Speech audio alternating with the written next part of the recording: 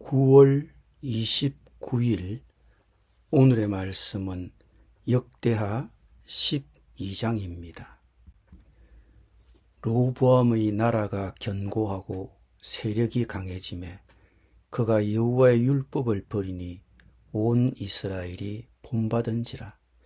그들이 여호와께 범죄하였으므로 르호보암 왕 제5년에 애굽왕 시삭이 예루살렘을 치러 올라오니 그에게 병거가 1200대요 마병이 6만 명이며 애굽에서 그와 함께 온 백성 곧 리비아와 숫과 구서 사람이 헤아릴 수 없이 많더라. 시삭이 유다의 견고한 성읍들을 빼앗고 예루살렘에 이르니 그때에 유다 방백들이 시삭의 일로 예루살렘에 모였는지라. 선지자 스마야가 르호보암과 방백들에게 나와 이르되 여호와께서 이같이 말씀하시기를 너희가 나를 버렸으므로 나도 너희를 버려 시삭의 손에 넘겼노라 하셨다 한지라. 이에 이스라엘 방백들과 왕이 스스로 겸비하여 이르되 여호와는 어루우시다 하며 여호와께서 그들이 스스로 겸비함을 보신지라. 여호와의 말씀이 스마야에게 임하여 이르시되 그들이 스스로 겸비하였으니 내가 멸하지 아니하고 저희를 조금 구원하여 나의 노를 시삭의 손을 통하여 예루살렘에 쏟지 아니하리라. 그러나 그들이 시삭의 종이 되어 나를 섬기는 것과 세상 나라들을 섬기는 것이 어떠한지 알게 되리라 하셨더라. 애굽왕 시삭이 올라와서 예루살렘을 치고 여호와의 전 보물과 왕궁의 보물을 모두 빼앗고 솔로몬이 만든 금 방패도 빼앗은지라. 르호보암 왕이 그 대신에 노수로 방패를 만들어 궁문을 지키는 경호 책임자들의 손에 맡기매 왕이 여호와의 전에 들어갈 때마다 경호하는 자가 그 방패를 들고 갔다가 경호실로 도로 가져갔더라. 르호보암이 스스로 겸비하였고 유다에 선한 일도 있으므로 여호와께서 노를 돌이키사 다 멸하지 아니하셨더라. 르호보암 왕은 예루살렘에서 스스로 세력을 굳게 하여 다스리니라. 르호보암이 왕위에 오를 때에 나이가 41세라. 예루살렘 곧 여호와께서 이스라엘의 모든 지파 중에서 택하여 그의 이름을 두신 성에서 17년 동안 다스리니라. 르호보암의 어머니의 이름은 나아마요 암몬 여인이더라. 르호보암이 악을 행하였으니 이는 그가 여호와를 구하는 마음을 굳게 하지 아니함이었더라. 르호보암의 처음부터 끝까지의 행적은 선지자 스마야와 선견자 이도의 족보책에 기록되지 아니하였느냐. 르호보암과 여로보암 사이에 항상 전쟁이 있으니라. 르호보암이 그의 조상들과 함께 누움에 다윗 성에 장사되고 그의 아들 아비야가 그를 대신하여 왕이 되니라. 아멘.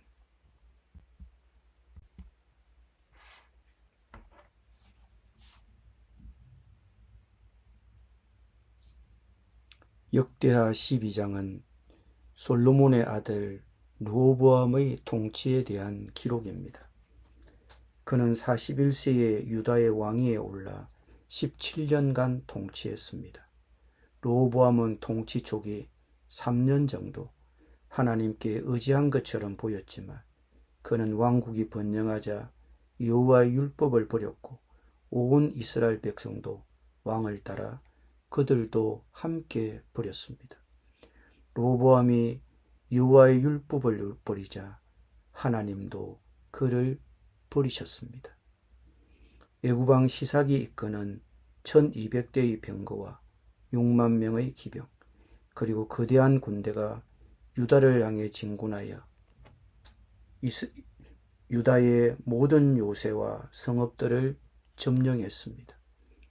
애굽왕 시삭의 군대가 예루살렘에 들이닥쳤을 때 하나님께서는 선지자 스마야를 통해 왜 이런 일이 그들에게 일어났는지 분명히 알려주셨습니다.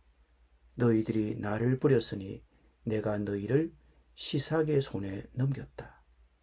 이 말을 들은 르호보암 왕과 지도자들은 여호와는 의로우시다. 즉 그들이 하나님께 벌을 받은 것이 합당하다고 겸손히 인정했습니다. 이렇게 겸손히 자신들의 죄를 인정하고 회개하는 것을 보신 하나님은 그들을 멸하시려는 뜻을 돌이키시고 약간의 구원을 허락하셨습니다. 즉 하나님은 유다가 애굽 사람의 손에 의해 완전히 멸망되는 것을 허락지 않으셨습니다. 그러나 유다 백성은 아마도 조공을 바침으로써 시삭을 섬겨야 했을 것입니다. 이것을 두고 하나님은 이렇게 표현하셨습니다. 너희들이 시삭의 종이 되어서 하나님을 섬기는 것과 세상 나라를 섬기는 것이 어떠한지 그 차이를 경험하게 될 것이다. 애굽왕 시삭은 군대를 몰고 예루살렘을 치고 주님의 성전과 왕궁에서 솔로몬이 모아놓은 금 보물을 모두 빼앗아 갔습니다. 9절 이하에 따르면 애굽왕 시삭이 예루살렘 성전과 왕궁의 보물과 솔로몬이 만든 금 방패들을 가져갔다고 말합니다. 르호보암 왕은 후에 그 방패들을 청동 방패로 대체했습니다. 청동이 금을 대신하게 된 것은 르호보암의 통치 기간 동안 일어난 그의 나라의 쇠퇴를 보여줍니다. 솔로몬은 그의 아들과 후계자에게 많은 재물을 물려주었지만 르호보암과 유다가 하나님을 떠났기 때문에 물려받은 수많은 재물은 불과 5년을 넘기지 못하고 크게 줄었습니다. 14절은 르호보암의 겸손이 오래가지 못하였음을 보여줍니다. 그는 여호와를 구하는 마음을 굳게 하지 못하고 악을 행했습니다. 르호보암은 출발이 좋지 않았습니다.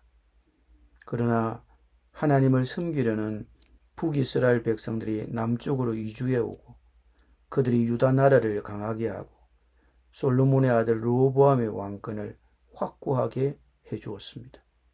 위기도 있었지만 순조로웠습니다. 나라는 강성해졌습니다. 그러나 그것도 3년, 르호보암과 유다 백성은 나라가 번영하자 하나님을 떠났습니다. 모든 것이 잘 풀리자 자만했을 것입니다. 자만해진 그들은 하나님과 그분의 율법을 버렸습니다. 하나님께서 그들에게 원하시는 것이 무엇인지 그들이 알았지만 그들은 그것을 행하지 않았습니다. 그러자 하나님도 그들을 버리셨습니다.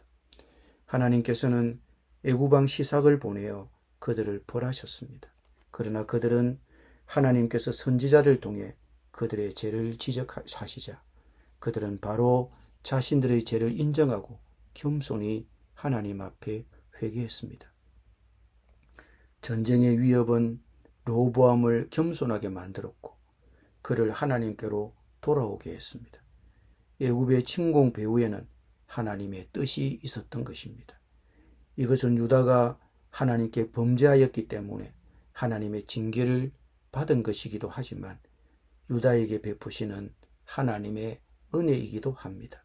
왜냐하면 하나님의 징계는 자기 백성을 멸하시기 위해서가 아니라 회개와 회복을 의도하고 있기 때문입니다.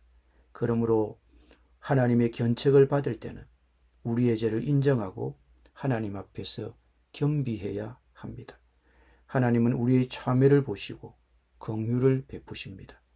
비록 죄를 지었다 할지라도 그 가운데서 돌이켜 회개하면 하나님의 은총을 경험하게 될 것입니다. 비록 벌을 받는 중에라도 회개하기에 늦은 것은 아닙니다.